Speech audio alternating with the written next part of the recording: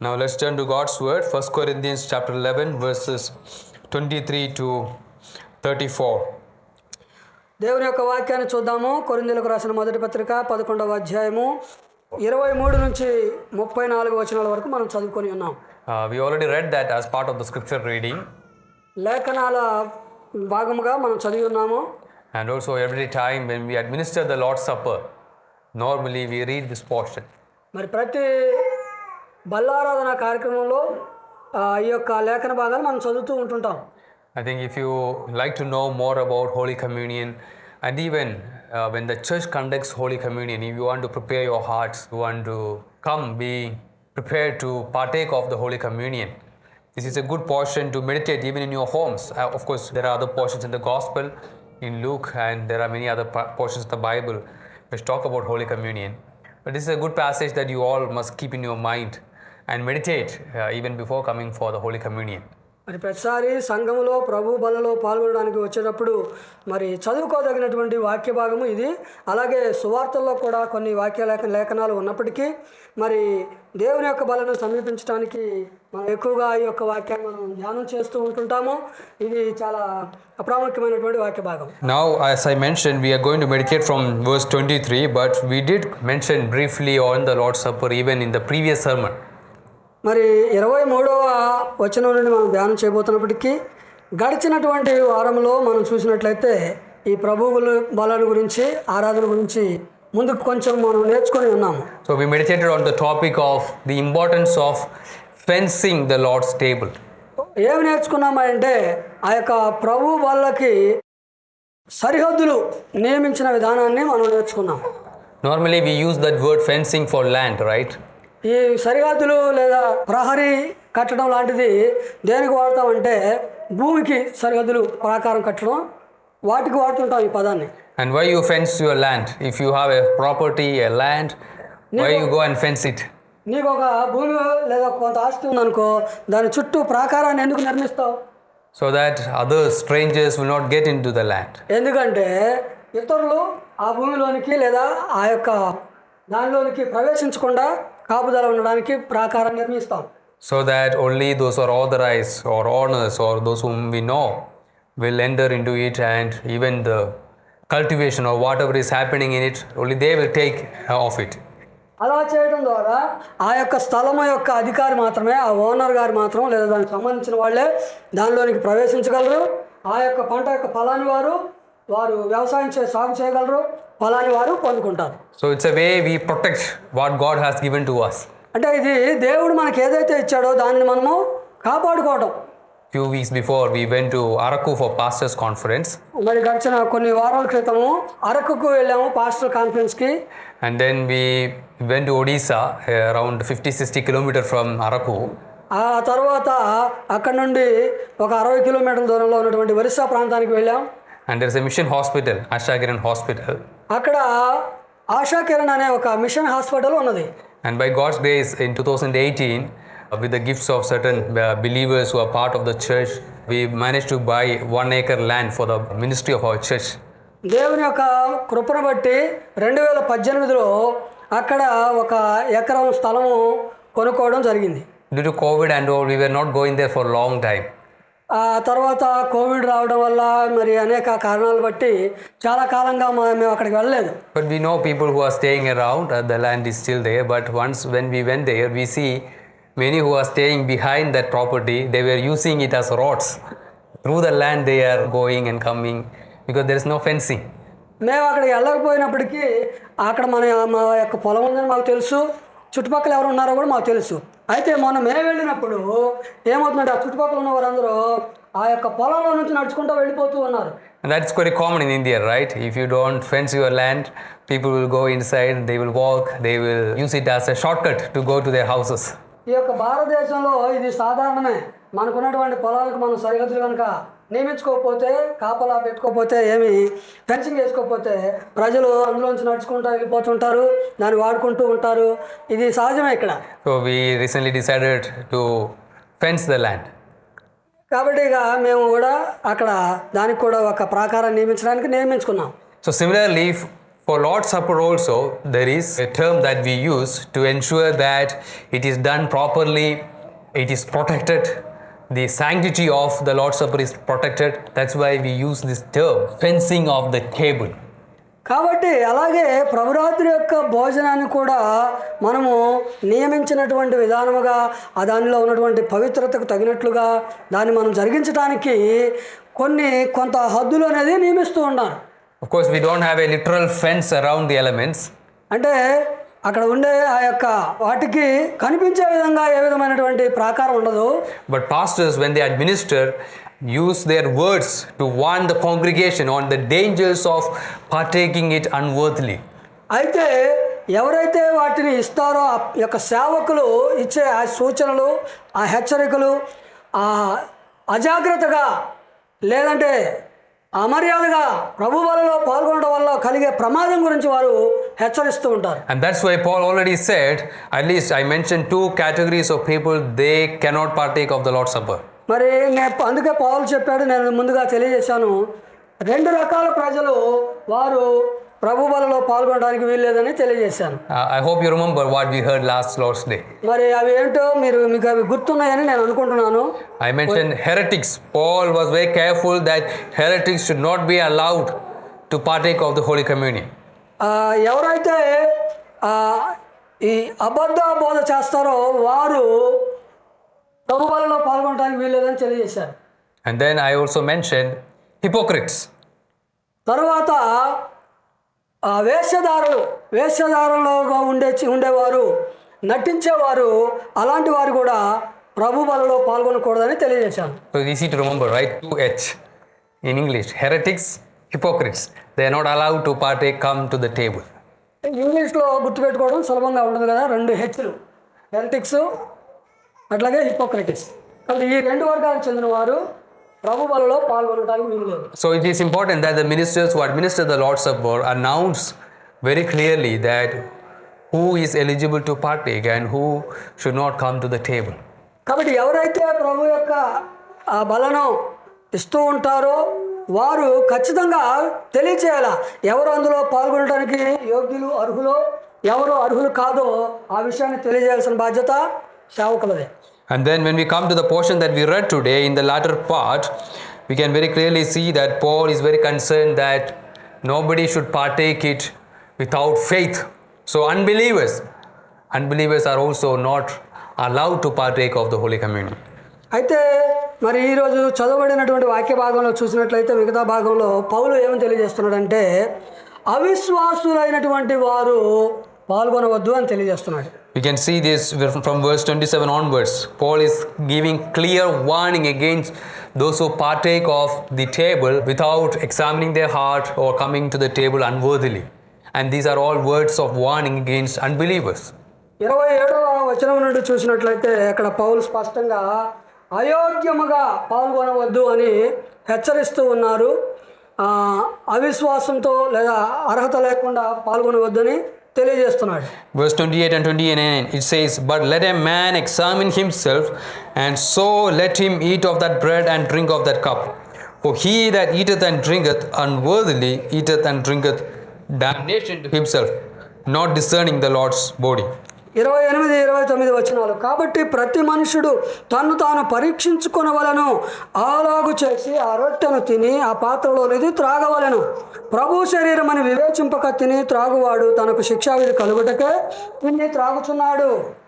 When we read this whole chapter, we can understand in the Corinthian church many came to the table eating like physical food. మరి యొక్క అధ్యాయాన్ని మనం చదువుతూ ఉన్నప్పుడు మనకు ఏమర్థమవుతుందంటే కొరింథీలో ఉన్నటువంటి ఆ సంఘంలో అనేక మంది ప్రభు యొక్క బలని ఇంటిలో ఏ విధంగా భోజనాన్ని తింటారో ఆ విధంగా భోజనం చేయడానికి వారు వస్తూ ఉన్నారు. They don't see it as a spiritual food. ఇది ఒక ఆత్మ సంబంధమైనటువంటి ఆహారము అన్న ఆలోచనలో వారు లేరు. They don't think about the consequences of partaking it unworthily. ఒకవేళ అయోగ్యంగా ఇది తింటే ఇందులో పాల్గొంటే ఏమవుతుందన్న జ్ఞానం కూడా లేకుండా వారు ప్రభు బలలో పాల్గొంటున్నారు. So many heretics, hypocrites, even unbelievers partook of the table. కాబట్టి అనేక మంది వేషధారులైన వారు నటించేవారు, అట్లాగే యొక్క తప్పుడు సిద్ధాంతాలను బోధించేవారు, అలాంటి వారు కూడా ప్రభు బలలో పాల్గొంటూ ఉన్నారు. And Paul was so angry about all this, how the church is doing it, and many who are not worthy to partake, they all come and abuse the table. కాబట్టి వారిని హెచ్చరిస్తూ పౌలు మరి తెలియజేస్తూ ఉన్నాడు. వారికి అనేకమైనటువంటి హెచ్చరికలు కూడా పౌలు ఇచ్చాడు. Paul is giving this warning that this is the reason many are sick among you. This is the reason many are even dying or they are having a lot of problems. పౌలు వారికి స్పష్టంగా ఇస్తున్న హెచ్చరిక ఏంటంటే, ఇదిగో మీరు ఈ కారణాన్ని బట్టి మీలో అనేక మంది రోగులు అవుతున్నారు, కొంతమంది చనిపోయి ఉన్నారు అని చెప్తున్నాడు. Verse 30, you can read it in your Telugu Bible also. For this cause many are weak and sickly among you, and many sleep. 30వ వచనంలో, అందువలనే మీలో అనేకులు బలహీనులను రోగులనై ఉన్నారు, చాలా మంది నిద్రించుతున్నారు అన్నాడు. So when you come to the table, you approach it without reverence, without faith, in an unworthy manner. In fact, you are inviting judgment from God. కాబట్టి ప్రభు యొక్క బలను సమీపించేటప్పుడు వివేచన లేకుండా అవిశ్వాసంతో అయోగ్యముగా నీవు గనక పాల్గొన్నట్లయితే నీవు దేవుని యొక్క తీర్పుకు పాలవుతావు. So we should remove all our casual approach to the table. ఏదో ఆలోచన లేకుండా ప్రభు బలని సమీపించే విధానాన్ని మనము విడిచిపెట్టాలి. Paul is saying this is the reason many of you are in trouble, serious trouble. దేవుని యొక్క దేవునికి ఇవ్వవలసినటువంటి స్థానంలో ఇవ్వకుండా మరి అయోగ్యంగా పాల్గొంటున్నారు కాబట్టే మీకు ఈ విధమైనటువంటి సమస్య వస్తుందని చెప్తున్నాడు. And of course we know Holy Communion also is an important element in the worship service. కాబట్టి ఆరాధనలో ఈ యొక్క ప్రభు బల కూడా భాగం అనే విషయం మనకు తెలుసు. And God is always serious about how worship is done. కాబట్టి దేవుడు ఎప్పుడు కూడా ఆరాధన ఏ విధంగా జరిగించాలన్న విషయంలో చాలా సీరియస్గా ఉంటారు. Every element in worship service, how it is done, it matters. ఆరాధనలో మీరు చేసే ప్రతిదీ కూడా చాలా ప్రాముఖ్యమైనది. That's why in the Old Testament, when the people didn't take the worship seriously, even the children of the priest, they offered strange fire. God was so angry, and many, when they approached the worship offending God, they were struck dead. అట్లాగే మనం చూసినట్లయితే పాత నిబంధనలో కూడా వాళ్ళు దేవుణ్ణి ఆరాధించవలసిన విధంగా ఆరాధించకుండా ఆ యొక్క ప్రవక్తల యాజకుల యొక్క పిల్లలు వచ్చి వారు బలులు అర్పించినప్పుడు వెంటనే దేవుని యొక్క ఉగ్రత వారి మీదకి వచ్చి వారు అక్కడికక్కడే చనిపోయారు. So you see how serious we ought to take the worship of God. కాబట్టి దేవుని యొక్క ఆరాధన ఎంత మనం జాగ్రత్తగా ఉండాలో, అది ఎంత ప్రాముఖ్యమైనదో అది మనం అర్థం చేసుకోవాలి. God asked us to do certain things in God's way. We should do it in that way. దేవుడు ఏదైనా ఒక పనిని మనల్ని చేయమని అడిగినప్పుడు దేవుని యొక్క పద్ధతిలో మనం దాన్ని జరిగించాలా. It is not a time for us to come with our own ideas. Oh, this is what people like. Let us modify the worship.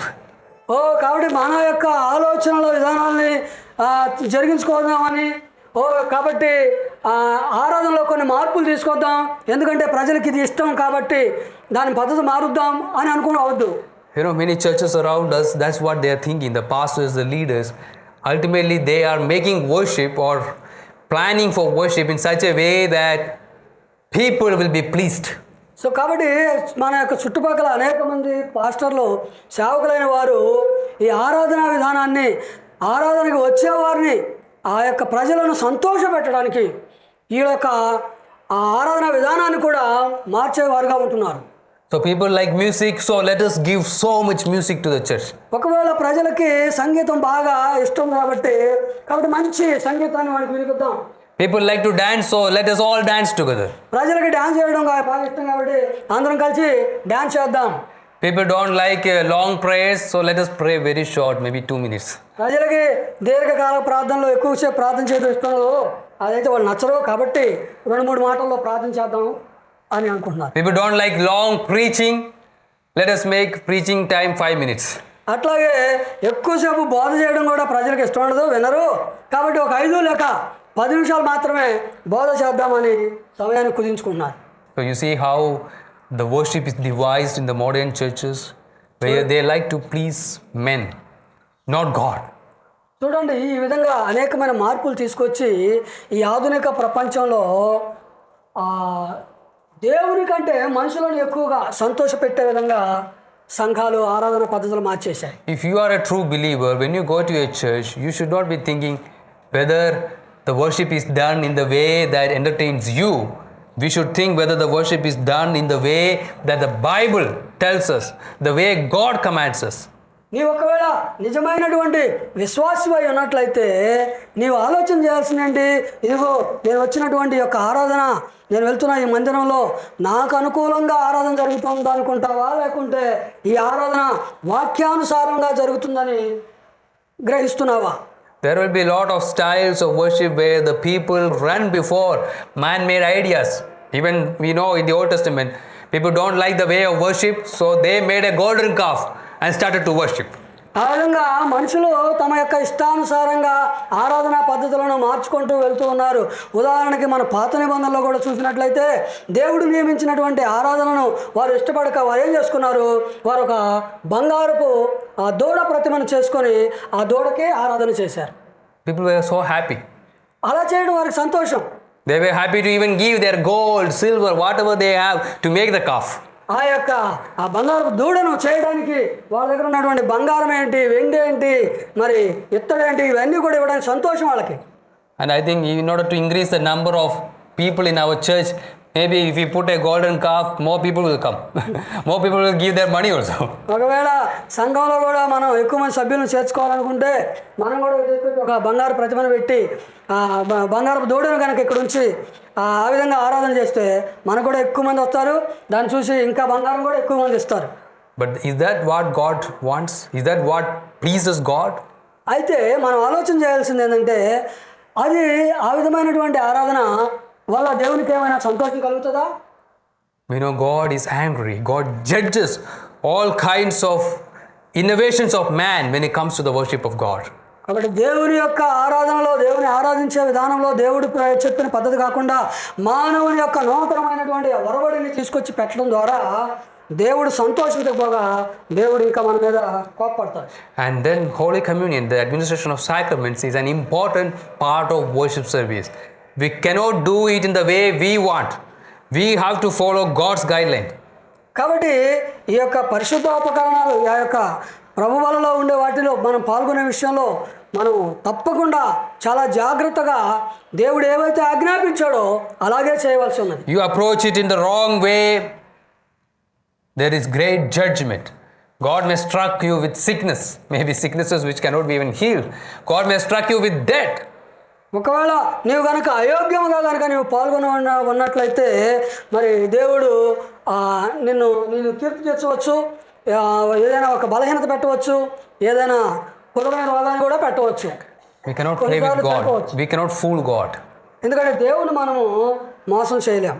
When you come to the table, pastor don't know whether you are a true believer or not, whether you are approaching it in the right manner or not. We cannot go and see what's your thoughts in your heart. కాబట్టి నువ్వు ప్రభువులను సమీపించడం ఇక్కడ ఉన్న pastor గారికి తెలియదు కదా నీవు ఎలాంటి ఆలోచనతో వస్తున్నావో, ఎలాంటి దృక్పథంతో వస్తున్నావో, నీ మనసులో ఏమన్నదో అది పాస్టర్ గారికి తెలియకపోవచ్చు. But God sees. అయితే దేవుడు చూస్తున్నాడు నీ హృదయాన్ని. If you are approaching it with unbelief, there is great judgment awaiting us. ఒకవేళ నీవు గనక అవిశ్వాసముతో నీవు గనక ప్రభువులను సమీపిస్తే దానివల్ల గొప్ప తీర్పు నీ మీదకి రాబోతుంది. So that's why it's important that we approach the table with faith, because it's a spiritual food. It is not normal eating of your food.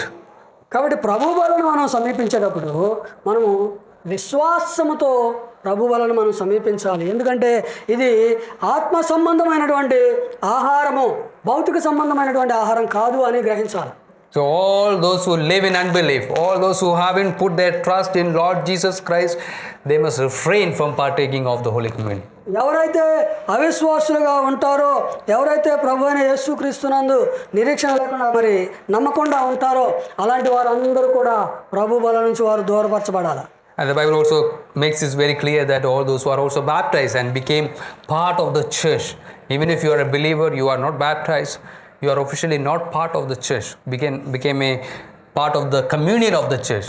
Such people are also not allowed to partake of the Holy Communion. మరి సంఘంలో నీవు వస్తూ ఉన్నప్పటికీ కూడా నీవు వారి బాప్తిజం పొందకుండా సంఘంలో సభ్యుడిగా చేరకుండా ఉన్నట్లయితే అలాంటి వారు కూడా ప్రభు బలలో పాల్గొనడానికి యోగ్యులు car. Because this is a symbol of the spiritual communion that we have with Christ and as a church, and it is a symbol of that. And if we are not part of that, how we are eligible to partake of it in this earth?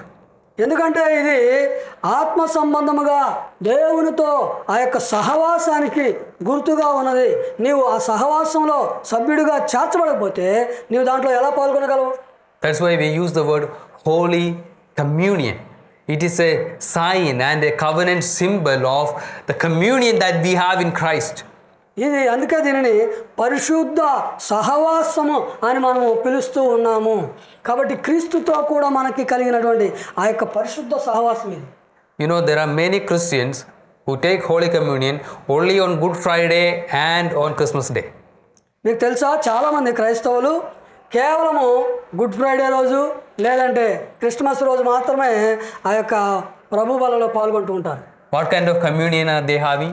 ఇది ఎలాంటి సహవాసం దేవునితో వారు కలిగి ఉన్నట్టు? In a year, 2 times you come for communion. సంవత్సరంలో 2 సార్లు మాత్రమే ఆ యొక్క సహవాస కూడికి వస్తుంటాం. And they think that that's okay.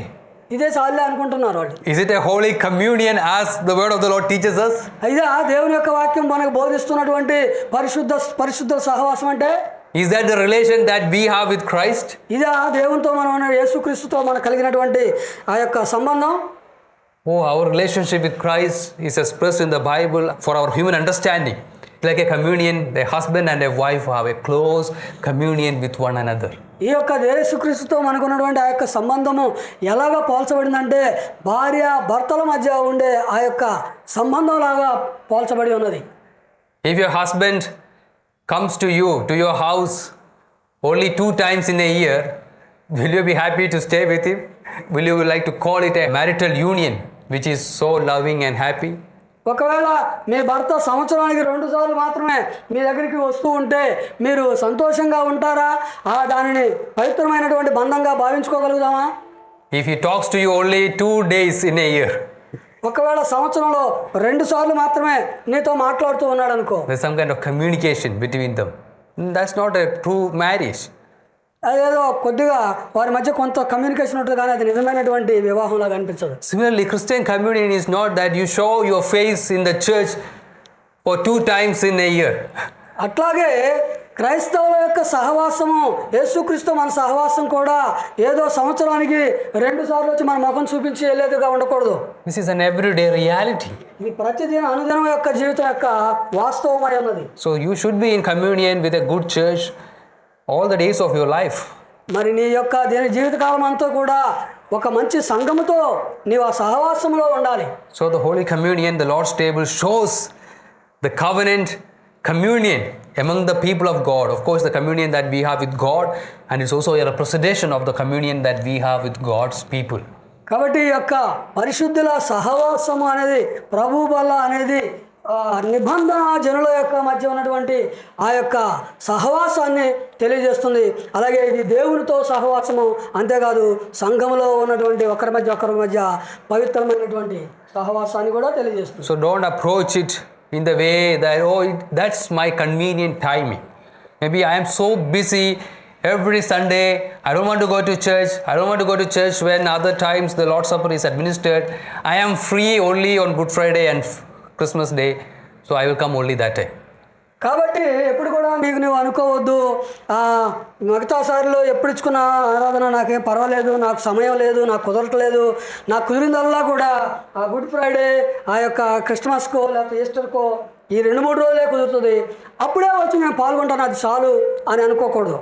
So you are even busier than God. You are telling God, okay, I will come based on my timing. You wait for me. ఎలా చెప్తున్నావు అంటే దేవుని కంటే కూడా నీవు చాలా బిజీగా ఉండి దేవుడితో చెప్తున్నావు ఏమనంటే, అయ్యా ప్రభా, ఇదిగో నా సమయంలో నేను వస్తా, నాకు కుదిరినప్పుడు నేను వస్తా, నేను వచ్చేదాకా నువ్వు ఆగు అని చెప్పినట్టుంది.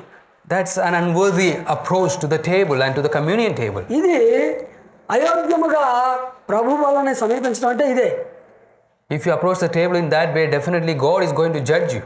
ఈ విధమైనటువంటి ఆలోచనతో, ఈ విధమైనటువంటి స్వభావంతో ప్రభు బలం మనం సమీపిస్తే దేవుని యొక్క తీర్పు నీ మీదకి రావాలి. And there are some who approach it with total unbelief. కొంతమంది వాళ్ళకి అసలు విశ్వాసమే లేకుండా ఉంటారు, అవిశ్వాసంలో ఉంటారు, వారు కూడా ప్రభు వల్ల పాల్గొంటారు. And there are many who grew up in the church, who are part of Christian families, but they don't have faith.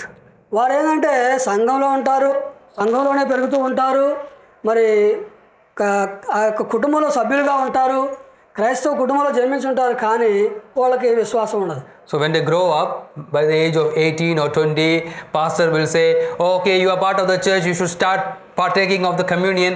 Come, let's join for the class and let us confirm you. And then they start partaking of the table.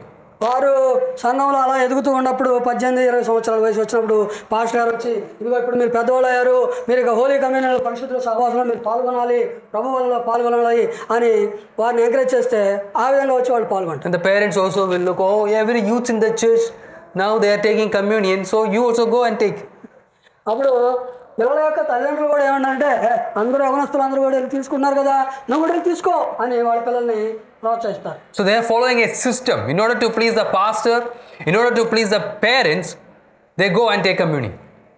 వాళ్ళు ఇక్కడ ఒక విధానాన్ని అనుసరిస్తున్నారు. ఏంటంటే ఆ సంఘ కాపరిని, pastor గారిని సంతోషపెట్టడానికో లేకపోతే తల్లిదండ్రులను సంతోషపెట్టడానికో అలాగే వెళ్ళి వాళ్ళు ప్రభు వల్ల పాల్గొంటున్నారు. And some who are not baptized when they are children, they also approach the baptism also in this way. In order to please somebody, they go and take baptism. మరి కొంతమంది పిల్లలుగా ఉండి బాప్తిజం పొందని వారు, వాళ్ళు కూడా ఇదే ఆలోచనతో బాప్తిజమాన్ని కూడా ఎవరో ఒకరి కోసం తీసుకుంటూ ఉంటారు. So they don't have actual faith. నిజానికి వారిలో విశ్వాసం ఉండదు. And they may be children who never go to church regularly. They are out in the world, enjoying with the world, but they just want the identity of a Christian. They just want to say to others that, oh, I am now officially a Christian. So they approach these matters in this way. వారు ఎట్లా ఉంటారంటే లోకంలో ఉన్నటువంటి వారు అందరితో కూడా కలుస్తూ ఉంటుంటారు. మరి ప్రభు వల్ల పాల్గొన్నప్పుడు, ఇదిగో నేను అధికారపూర్వకంగా నేను క్రైస్తవుడయ్యాను, క్రైస్తవంలో ఉన్నాను, అందుకని వచ్చి పాల్గొంటున్నానని అలాంటి ఆలోచనతో వచ్చి నేను క్రైస్తవుడు కదా పాల్గొనాలి అన్న స్వభావంతో వచ్చి పాల్గొంటుంటారు. I'm not only talking about members' children. Some pastors' children are also like that. విశ్వాసుల యొక్క పిల్లల గురించే నేను చెప్పట్లేదు, కానీ సేవకుల యొక్క పిల్లలు కూడా అలాగే ఉన్నారు. They don't come to church. వారు సంఘానికి రారు. They are busy entrance coaching, tuition, work, so many things of this world. They are so busy. They are pursuing the world and the ambitions of the world. Talking about pastors' children, okay? Pastor యొక్క పిల్లలు కూడా ఈ లోకంలో ఉన్నటువంటి కోరికల ఆలోచనలన్నీ కూడా వాటి విషయాల్లో, మరి కోచింగ్స్ తీసుకునే విషయాల్లో, మరి ట్యూషన్స్కి వెళ్ళే విషయాల్లో, వాటి మీద వాటిల్లోనే ఆ పనిలోనే ఎప్పుడు బిజీగా ఉంటున్నారు. It seems none of the pastors don't want the children to be, godly and follow their path. అంటే మరి ఏ పాస్టర్ కూడా వాళ్ళ పిల్లలు ఆత్మీయంగా లేదా దైవికంగా ప్రాధాన్యత లేని స్థితిలో ఉన్నట్టుగా ఉంటుంది. I'm not talking about all, like many are like that. మరి అందరూ ఇలాగే ఉంటారా అంటే అందరి గురించి నేను అంటలే, కానీ ఎక్కువ మంది సేవకుల పిల్లల విషయంలో ఇలా ఉంటుంది. They want their children to be doctors and engineers. Their first aim in their life is that they should crack NEET and IIT and all the entrances, or maybe IAS. వాళ్ళ ఉద్దేశం ఏంటంటే వాళ్ళ పిల్లలు డాక్టర్లు గానో, ఇంజనీర్లు గానో, లేదా నీట్ ఎగ్జామ్స్లో రాసేవాళ్ళు IAS, IPSలో కావాలన్న ఆ ఆలోచనే ఉంటుంది. And every Sunday they are there. You want to see pastors' children, you go to Chaitanya, you will see them. ఒకవేళ వాళ్ళు ప్రతి ఆదివారం వాళ్ళు అక్కడ ఉంటారు. ఒకవేళ మీరు పాస్టర్ గారి యొక్క పిల్లల్ని చూడాలనుకుంటే వెళ్ళండి, చైతన్య కాలేజీకి వెళ్ళండి, వాళ్ళు ఆదివారం అక్కడే ఉంటారు. Because entrance coaching centers, they are busy with that. ఎందుకంటే ఆ యొక్క ఎంట్రన్స్ కోచింగ్ సెంటర్స్లో వాళ్ళు ఆదివారాలు కూడా పెడుతుంటారు కాబట్టి వాళ్ళు అక్కడ బిజీగా ఉంటారు. But time for confirmation, they all will come and line up in white dress like angels. అయితే సంఘంలో సభ్యులుగా కన్ఫర్మ్ చేసుకోవాల్సి వచ్చినప్పుడు వాళ్ళందరూ కూడా తెల్లని వస్త్రాలు ధరించుకొని దేవదూతల వల్లే ప్రత్యక్షం అవుతారు. Line by line they receive communion. After that they go back to their business, entrance coaching or doctor work or whatever. Then another Easter Sunday or Christmas Sunday you will see them. అలా వస్తారు, వరుసగా ప్రభు వలలో పాల్గొంటారు, మళ్ళీ వెళ్ళిపోతారు, మళ్ళీ ఈస్టర్కో లేకపోతే మరి ఇంకెప్పుడు క్రిస్మస్కో మళ్ళీ వస్తారు పాల్గొనడానికి. These children, they are hypocrites. ఈలాగు చేసే పిల్లలు వాళ్ళు వేషధారులు లాంటి వారు. Just because of the system, maybe parents or somebody is forcing you, everybody is doing that, they are coming to the table in that way. ఎందుకంటే వారు ఎవరో ఒకరిని సంతోష పెట్టాలన్న ఉద్దేశంతో వారి వెనక బలవంతంగా ఎవరో ఉండి నెడుతున్నట్టుగా వాళ్ళ గురించో పేరెంట్స్ గురించో లేకపోతే పాస్టర్ గారి గురించో ఇట్లాగా వాళ్ళ సంతోషం నిమిత్తం వచ్చి సరైనటువంటి అవగాహన లేకుండా ప్రభు బలలో పాల్గొంటున్నారు. They are approaching the table in an unworthy manner. ఈ విధంగా అయోగ్యమైనటువంటి రీతిలో ప్రభు బలను వాళ్ళు సమీపిస్తున్నారు. So Paul is saying all such men and women who approach the table with unbelief, they are going to be severely judged by God. ఎవరైతే మరి అయోగ్యముగా అపవిత్రముగా పాల్గొంటారో అలాంటి వారందరూ కూడా దేవుని యొక్క తీవ్రమైనటువంటి తీర్పుకు గురి అవుతారని పౌలు హెచ్చరిస్తున్నాడు. This is not a physical food. You like to take it when you like it. ఇది భౌతికమైనటువంటి ఆహారం కాదు, నీకు ఇష్టం వచ్చినప్పుడు తీసుకొని తినడానికి. You eat it when you are hungry and you like the taste. Other times, okay, no need. నీకు ఎప్పుడైతే ఆకలి అవుతుందో, నీవు ఎప్పుడైతే రుచి చూడాలనుకున్నావో అప్పుడు తినేది కాదు ఇది. This is a spiritual food meant for those who have faith, those who are the children of God, those who are in communion with God.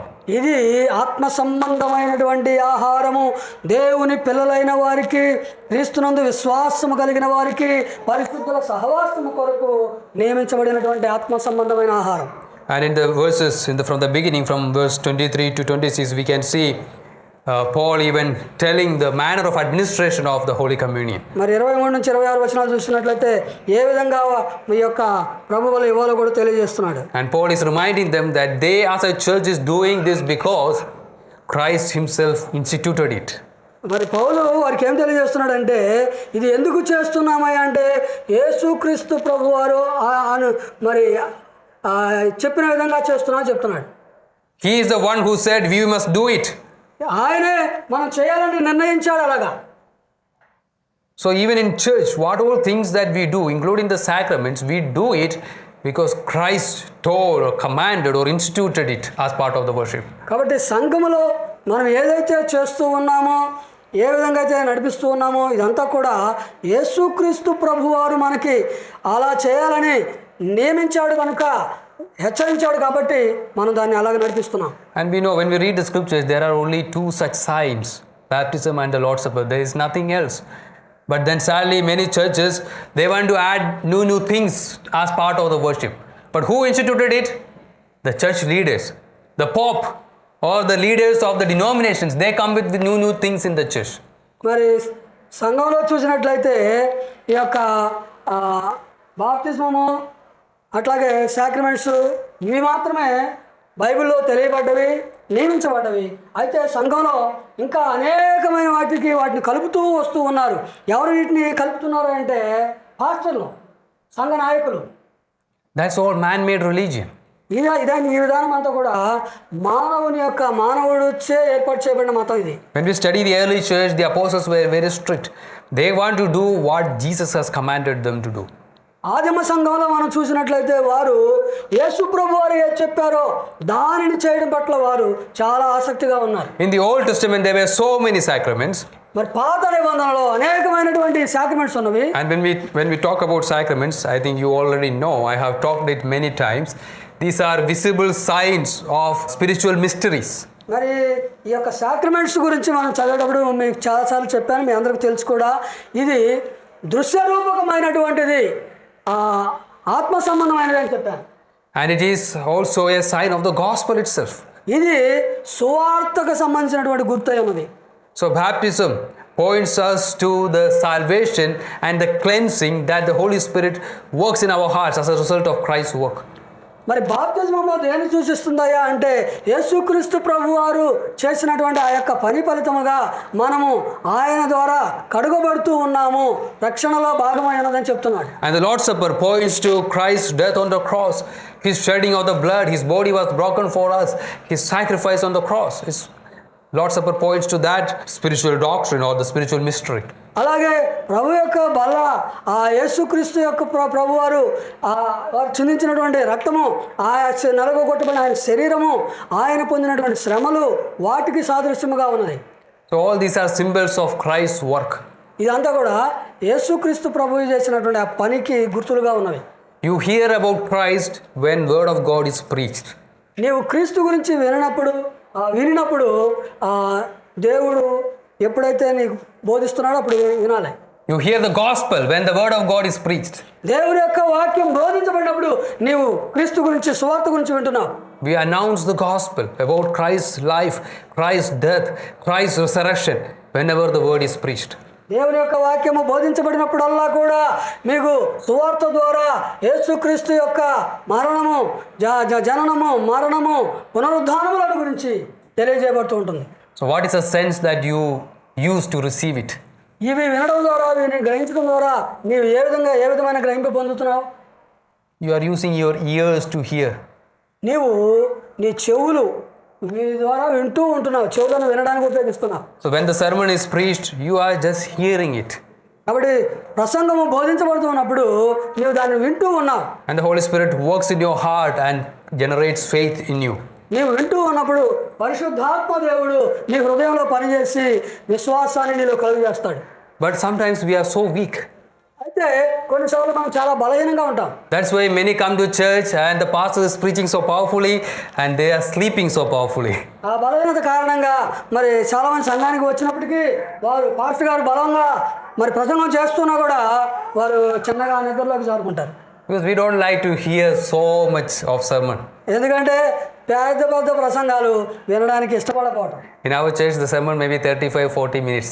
మన సంఘంలో మన యొక్క ప్రసంగము 35 లేదా 40 నిమిషాలు. Even inside that also people are sleeping. ఆ యొక్క అర్ధగంట సమయంలో కూడా ప్రజలు నిద్రపోతున్నారు. Imagine in the early church Paul was preaching till midnight. మరి ఆదిమ సంఘంలో చూస్తే అపోస్తలుడైన పౌలు అర్ధరాత్రి వరకు బోధించాడు.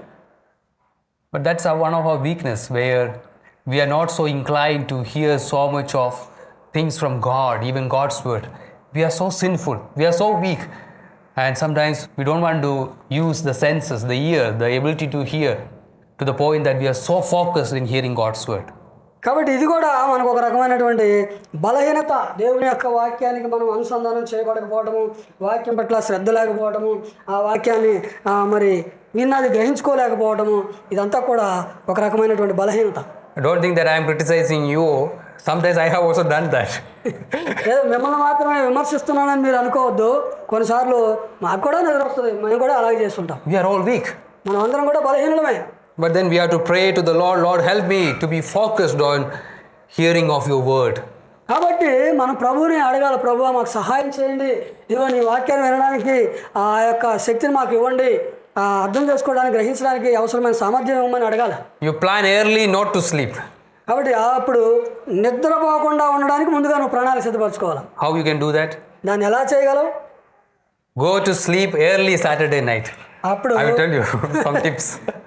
నిద్రపోకుండా ఉండాలంటే ఏం చేయాలని చెప్తున్నాను.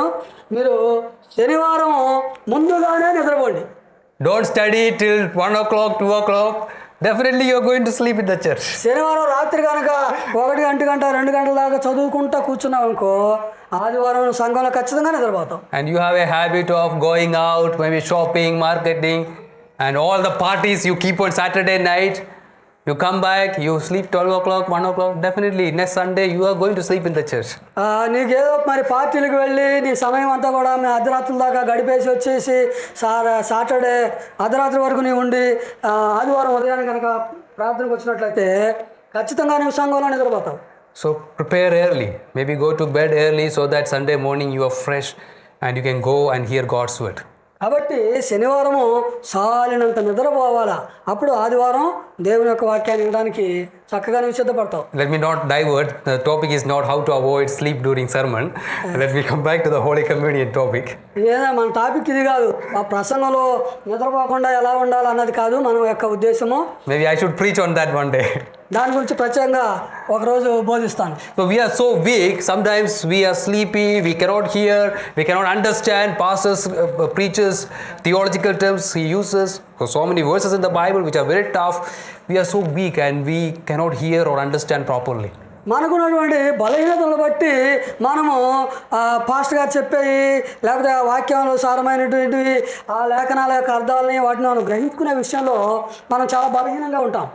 So that's why God came up with this physical sign. అందుకే మరి దేవుడు ఈ భౌతికమైనటువంటి గుర్తుల ద్వారా వచ్చాడు. It ministered to our senses. We are actively involved in the preaching of God's word. The gospel is preached, but in the sacraments gospel is shown in front of your eyes, and you are given the privilege even to touch the elements, to eat it, to use all your senses to understand it. మరి ఇక్కడ చూస్తే మరి ప్రసంగంలో చూసినట్లయితే సువార్త మీకు బోధించబడుతూ ఉంది, వినిపించబడుతూ ఉన్నది. అయితే ప్రభు బల దగ్గరికి వచ్చేసరికి వాటికి సంబంధించిన వాటిని నీవు తాకుతున్నావు, దాన్ని నీవు చూస్తూ ఉన్నావు, అది నీ కళ్ళ ముందే ఉన్నట్టుగా ఉంటుంది. Our hands are involved, our mouth is involved, our eyes are involved, we are seeing. So the gospel is presented in a visible form to us in the Holy Communion. కాబట్టి దేవుని యొక్క సువార్త యొక్క ప్రభు బలలో మన యొక్క కళ్ళ ముందు మన యొక్క చేతులు తాకుతున్నవి, కళ్ళు చూస్తున్నవి, మనం దానిని రుచి చూస్తున్నాము. ఈ విధంగా మన యొక్క కళ్ళ ముందే సువార్త కనిపిస్తూ ఉన్నది. So Christ's work, the gospel, is presented to us in visible elements in the Holy Communion, in the Lord's Supper. కాబట్టి ప్రభు బలలో పరిశుద్ధుల సహవాసంలో దేవుని యొక్క ఆ కార్యం అనేది మన యొక్క కళ్ళ ముందుగా మనకు కనిపిస్తూ ఉన్నది దృశ్య రూపంలో. So gospel we proclaim, we announce by our word, but it is shown to us in a physical way, in a visible way through the Holy Communion. ఏ యొక్క సువార్త అయితే మీకు వినిపించబడుతూ ఉన్నదో, ప్రకటించబడుతూ ఉన్నదో, బోధించబడుతూ ఉన్నదో, ఆ యొక్క సువార్త దృశ్య రూపంలో ప్రభు యొక్క బలలో ఆ యొక్క ప్రభు బలలో మనకి కనిపిస్తూ ఉన్నది. So you must approach the table with the same desire of hearing God's word. కాబట్టి దేవుని యొక్క వాక్యం వినే విషయంలో ఉన్నటువంటి ఆసక్తి ఎలా ఉందో అదే స్వభావంతో అలాంటి ఆశతోనే నీ ప్రభు వలన కూడా సమీపించాలి. These are not empty symbols. ఈ ఖాళీ గుర్తులు కాదు ఇవి. These are symbols of Christ's work, what he has done on the cross for our salvation. ఇది యేసుక్రీస్తు ప్రభువారు మన రక్షణ నిమిత్తము ఆ కలువరి సేవలో ఏ కార్యాన్ని జరిగించారో దానికి గుర్తుగా ఉన్నది. That's why Paul is emphasizing the bread. It is a symbol of Christ's body being broken. That's why we break the bread when Holy Communion is administered. కాబట్టి ఇక్కడ మరి పౌలు ఏమని తెలియజేస్తున్నాడంటే ఆ యొక్క రొట్టె ప్రభు యొక్క శరీరమునకు సాదృశ్యంగా ఉన్నది. ఆయన యొక్క శరీరము దున్నబడినది. అందుకే ఆ యొక్క రొట్టెను విరవడం ద్వారా ఆయన శరీరం నలగొట్టబడిందని చెప్తున్నారు. The cup or the wine points to the blood of Christ. His blood was poured on the cross for our salvation.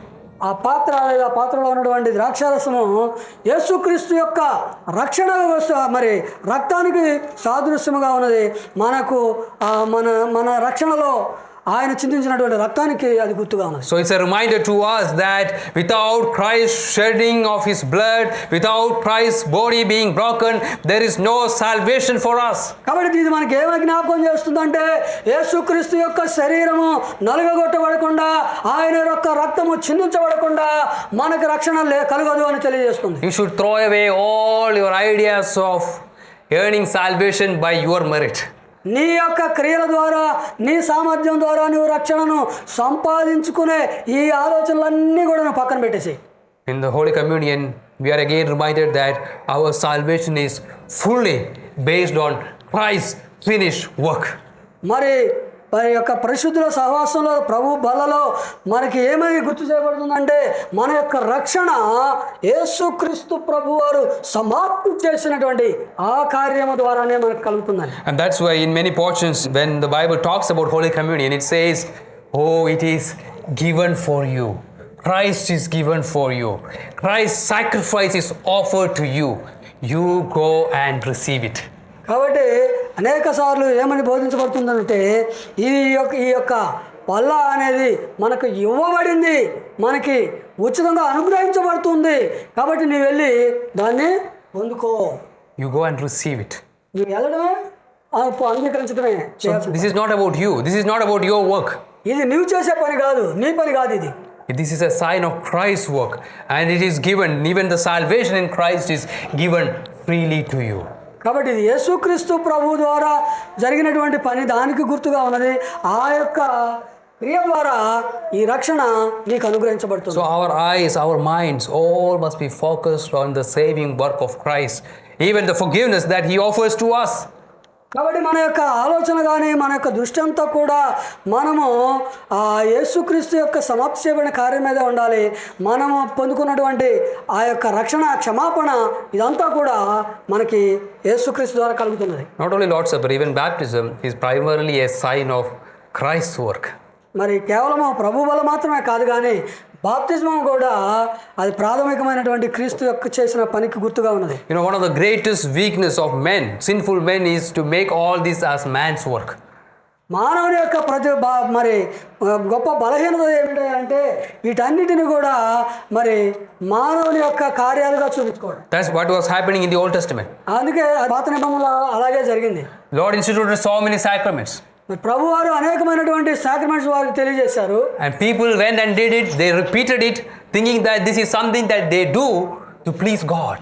వాళ్ళు ఏమనుకుంటున్నారు అంటే వాళ్ళు వెళ్తున్నారు, దాన్ని చేస్తున్నారు, మరలా జరిగిస్తున్నారు. దీని ద్వారా దేవుడు సంతోషపడతాడు, దేవుడిని సంతోషపెట్టాలి అన్న దాని కొరకు వాళ్ళు చేస్తున్నారు. So they thought that they can earn salvation by doing it more and more. వాళ్ళ ఆలోచన ఏమిటి అంటే ఆ పనిని మరలా ఎక్కువగా చేయడం ద్వారా ఆ క్రియ ద్వారా వాళ్ళు రక్షణ పొందుతారు అనుకున్నారు. They forgot the aspect that it is a sign of Christ's work. It is given for you. It is not about your work.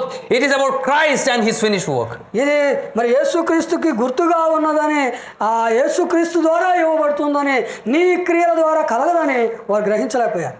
Even in baptism, I think we have to always remember this. ఇలాగ బాప్తిజం విషయంలో కూడా మనం దీన్ని గుర్తుపెట్టుకోవాలి. Sometimes we are so tempted to think about ourselves to the point that we forget about Christ's work. మనం చాలాసార్లు కూడా క్రీస్తు చేసినటువంటి ఆ పనిని మనం మర్చిపోతూ ఉంటాం. మన పనులే మనం జ్ఞాపకం చేసుకుంటుంటాం. Of course, it's an act of obedience that we do. బాప్తిజం పొందడం అనేది విధేయతకు గుర్తుగా ఉన్నది. The Lord's Supper also, Lord commanded us to do. That's why we do it. ప్రభు ఆజ్ఞాపించాడు కాబట్టి ఆ విధంగా మనం జరిగిస్తున్నాం. But it is not a sign of something that we do. అయితే ఇది మనం చేస్తున్న పనికి ఇది గుర్తుగా లేదు. It is a sign of Christ's work. ఇది క్రీస్తు చేసిన యొక్క పనికి గుర్తుగా ఉన్నది. Christ died for you on the cross. Christ's body was broken. Christ's blood was shed, and it is offered to you. మరి క్రీస్తు ప్రభు వారు ఆయన తన శరీరం నలగొట్టబడింది, ఆయన రక్తము చిందించబడింది, ఇదంతా కూడా నీకు అనుగ్రహించబడుతున్నది. So we are all recipients.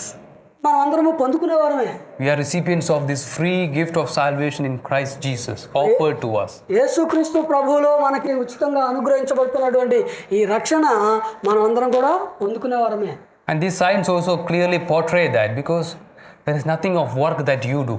ఈ యొక్క సూచనలు గుర్తులు ఏం తెలియజేస్తున్నాయి అంటే నీవు చేసే పని ద్వారా నీకు రక్షణ కలగదని తెలియజేస్తున్నాయి. Pastor may do the breaking, pastor may bless the elements. Your duty is to just receive it and eat. Is it a work? It's not a work. మరి పాస్టర్ గారు అది తీసుకొని ఆ రొట్టె వేసవచ్చు, మరి ఆ ఎలిమెంట్స్ కోసం ప్రార్థన చేయొచ్చు, నువ్వు తీసుకొని తినొచ్చు, ఇదంతా ఏమన్నా పెద్ద పనే? You just open your mouths of faith and receive it. నువ్వు చేయాల్సిందల్లా ఏంటంటే విశ్వాసం ద్వారా నీ నోరు తెరిచి కృతజ్ఞతాపూర్వకంగా అది పొందుకోవడమే. Even in baptism, the water is applied to you. You are just receiving it. ఇక్కడ కూడా బాప్తిజంలో కూడా నీ యొక్క నీరు నీ మీద పోయబడుతుంది, నీవు దాన్ని పొందుకోవడమే. So this is not about your work. కాబట్టి ఇది నీ పని కాదు. It is a sign of Christ's work, what Christ has done on the cross for our salvation. ఇది యేసుక్రీస్తు ప్రభువారు ఆ యొక్క శిలువలో చేసినటువంటి పని, మన రక్షణ కొరకు ఆయన ఏం చేశాడో దానికే గుర్తుగా ఉంది. So the body was broken, is symbolized by the bread. The blood that was shed is symbolized by the cup or the wine. కాబట్టి నలుగొట్టబడిన ఆయన శరీరము ఆ యొక్క బ్రెడ్ రొట్టెకు సాదృశ్యంగా ఉన్నది. అలాగే చిందించబడినటువంటి ఆయన రక్తము మరి ద్రాక్షారసముకు సాదృశ్యంగా ఉన్నది. In verse 25, Paul again reminds us that it is a sign of the New Testament. It is a sign of the new covenant. 25వ వచనం చూస్తే ఆ ప్రకారం ఇది క్రొత్త నిబంధనకు గుర్తుగా ఉన్నదని తెలియజేస్తున్నాడు. నా వలనైనా నా రక్తము వలనైనా క్రొత్త నిబంధన అంటున్నాడు. So it is a sign of the covenant community of God, the people of God. ఇది దేవుని యొక్క ప్రజలు, నిబంధన ప్రజల యొక్క గుర్తైనది. So it's a sign that you are part of the church. You are a believer. You are in communion with God's people and you are in communion with God. కాబట్టి ఇది నీవు సంఘంలో సభ్యుడవు, సమూహంలో సభ్యుడవు, మరి దేవునితో సహవాసంలో సభ్యుడుగా ఉన్నావని గుర్తుగా తెలియజేస్తుంది. I briefly mentioned that even in the beginning itself. నేను ముందుగా మరి ప్రారంభంలో మీకు తెలియజేశాను. So please remember that you should not approach it unworthily because that will bring judgment to you. ఈ విషయాలు గుర్తుపెట్టుకోండి. మరి అయోగ్యముగా నీవు ప్రభు బలని పాల్గొనకూడదు. అలా పాల్గొనడం వల్ల దేవుని యొక్క తీర్పు నీ మీదకి వస్తుంది. This is a sign of the gospel. This is a sign of God's work, Christ's work, not your work. ఇది మరి సువార్తకు గుర్తుగా ఉన్నది, క్రీస్తు పనికి గుర్తుగా ఉన్నది, నీవు చేసే క్రియలకు గుర్తుగా లేదు. It is a sign of the covenant. It's a sign of the communion that we have in Christ and with God's people. ఇది నిబంధనలో ఉన్న వారికి, నిబంధన ప్రజలకు గుర్తుగా ఉన్నది ఇది. And of course, when we compare with other portions of the Bible, it's very clear that it's a means of grace. The Lord uses it to nourish us. And that's why it is a food. You are eating it. It's a symbol of the spiritual nourishment that we receive from Christ because of the union that we have with Christ. మరి ఇంకా మిగతా వచనాలు మనం చూసినట్లయితే ఇది మనల్ని ఆత్మీయంగా బలపరిచేదై ఉన్నది. మరి ఆత్మీయంగా మనకి శక్తిని అనుగ్రహించేదిగా ఉన్నది. దేవుని యొక్క కృప వలన మనకి ఇది కలుగుతున్నది. So Holy Spirit uses this to strengthen us in His grace, to grow in holiness. The Spirit works even through this sacrament. కాబట్టి ఈ యొక్క ఉపకరణముల ద్వారా, పరిశుద్ధ పరిచయ వాటి ద్వారా మరి పరిశుద్ధాత్మ దేవుడు నిన్ను బలపరుస్తూ ఉంటాడు, నిన్ను శుద్ధి చేస్తూ ఉంటాడు, ఆత్మీయంగా నీకు బలాన్ని ఇస్తూ ఉంటాడు. So when God ordains certain instruments, certain means, we should not neglect it. కాబట్టి దేవుడు మనకి ఆజ్ఞాపించినప్పుడు దానిని చెరిగించడంలో మనం నిర్లక్ష్యంగా ఉండకూడదు. If God ordained this as a means of grace, we should believe that it's a means of grace. God will work and you should come with faith in His promises. ఇది దేవుడు తన కృప ద్వారా మనకి అనుగ్రహించాడు అని మనం గ్రహించినప్పుడు విశ్వాసము ద్వారా మనము దానిలో మనం పాలుభాగస్తులం కావాలి. Some say, oh, I am a believer, I don't need to partake of the Holy Communion. కొంతమంది ఏమంటారంటే నేను విశ్వాసనే, నేను ప్రభు వలలో పాల్గొనాల్సిన అవసరం లేదు అంటాడు. Maybe once in a month, first Sunday or second Sunday, church is calling. No, let me sit in my home. Let me enjoy the food in my home and not go to church. ఆ వారంలో మరి రెండో ఆదివారం ఏదో ఒక ఆదివారం ప్రభు వాళ్ళు ఇస్తూ ఉంటారు. ఆ సమయంలో నేను ఇంటి దగ్గర కూర్చొని ఇంటి దగ్గర భోజనం చేస్తూ ఉండని అనుకుంటారు. They have a neglectful attitude towards the Lord's communion table. ప్రభు బల్ల మీద వారికి చాలా నిర్లక్ష్యమైనటువంటి వైఖరి కలిగి ఉంటారు. If God is providing a spiritual food for you, ordained it and annexed promises to it, how great an offense it is for us to go and reject it, saying, oh, I have other things to do. దేవుడు నియమించి ఆజ్ఞాపించి నీ కొరకు ఆత్మ సంబంధమైన ఆహారాన్ని సిద్ధపరిచి అందులో పాల్గొనమని నేను ఆహ్వానిస్తూ ఉంటే నీవు నిర్లక్ష్యం చేసి నాకు ఇంటి దగ్గర పని ఉందని చెప్పేసి దానిలో నువ్వు అజాగ్రత్తగా ఉండడం ద్వారా, మరి నిర్లక్ష్యంగా ఉండడం ద్వారా దానివల్ల మరి ఎంత దేవునికి వ్యతిరేకంగా నడుచుకుంటున్నావో ఆలోచించి. Do you skip your Sunday lunch and dinner after skipping Holy Communion? ప్రభు వలన నీవు తప్పించుకునే విధంగా అంతే సులభంగా నీకు కావాల్సినటువంటి లంచ్నో డిన్నర్నో నీవు వదులుకుంటావా? No, right? Because you are so weak. Your body will be affected. So you eat your physical food. నీ భౌతిక సంబంధమైన ఆహారాన్ని నీవు వదులుకోవడానికి ఇష్టపడవు, ఎందుకంటే అది తినకపోతే నువ్వు చాలా బలహీనం అయిపోతావు కాబట్టి. But the spiritual food is, no, I don't want. I am happy with the physical food in my home. అయితే ఆత్మ సంబంధమైనటువంటి ఆహారం దగ్గరికి వచ్చేసరికి ఏమంటారు, పర్వాలేదు ఇంటి దగ్గర తినే భోజనం నాకు చాలు, దాంతో నేను సంతోషంగా ఉన్నాను అనుకుంటారు. And as I have reminded in the last sermon, it is Lord preparing a table for us. It is Lord's table and He is inviting us to have communion with Him in the table. We are beggars, we are terrible sinners. But God, the King of Kings, Lord of Lords, is inviting us to have a feast with Him. అయితే నేను గత వారం తెలియజేసినట్లుగా మరి ఆయన తన యొక్క table దగ్గరికి ఆ బల ఎద్దుకు మనలను ఆహ్వానిస్తూ ఉన్నాడు. మనము జస్ట్ ఒక రకంగా దగ్గరలాగా అడుక్కునేవారులాగా మనం ఉన్నాం. ఆయన బలను మనం సమీపించడానికి, మనం రావడానికి మన దగ్గర ఏ మంచి లేదు, మనం పాపులమై ఉన్నాం, రావడానికి మన అర్హత లేకపోయినా ఆయన మనల్ని ఆహ్వానిస్తూ ఉన్నాడు. But then we like to say, no, let the king sit there, I have other work to do. అయినా మనం ఏం చెప్తున్నాం అంటే రాజుని అక్కడ కూర్చొని నాకు పని ఉంది అని చెప్తున్నాం. I am not interested to come to your table. మీరు సిద్ధపరిచిన ఆ బలలో పాల్గొనడం నాకు ఇష్టం లేదని చెప్తున్నాను. I am so busy. నాకు చాలా బిజీగా ఉన్నాను. How great an offense it is to deny the invitation and the offer of God to come to His table. కాబట్టి దేవుడు ఇస్తున్నటువంటి ఆ యొక్క ఆహ్వానాన్ని నిర్లక్ష్యం చేయడము, పట్టించుకోకుండా ఉండడము, తిరస్కరించడము ఎంత ప్రమాదకరమో ఆలోచన చేయండి. You should think about this great privilege. ఇది మనకి గొప్పగా దేవుడిస్తున్నటువంటి భాగ్యం అది. If the CM or the Prime Minister of this country gave you a dinner appointment to go and meet him and enjoy a dinner meal, will you go? ఈ దేశం యొక్క ప్రధానమంత్రి నిన్ను ఒక డిన్నర్కి ఆహ్వానిస్తే ఆయనతో కూడా కూర్చొని డిన్నర్లో చేయడము అది నీకు సంతోషకరమైనది కదా, అలాంటి వాటిని నీవు వెళ్లకుండా ఉంటావా? So PM or CM invite you his table, I think you will go one day before and ensure that you are there at the right time to enjoy talking with him. ప్రధానమంత్రి ముఖ్యమంత్రి ఆహ్వానిస్తే ఒకరోజు ముందుగానే సిద్ధపడి వెళ్ళిపోయి అక్కడ కూర్చుంటాం. But the King of Kings, the Lord of Lords, God himself is inviting you to his table, Lord's table, and you don't have time. Say, okay, another time I will come.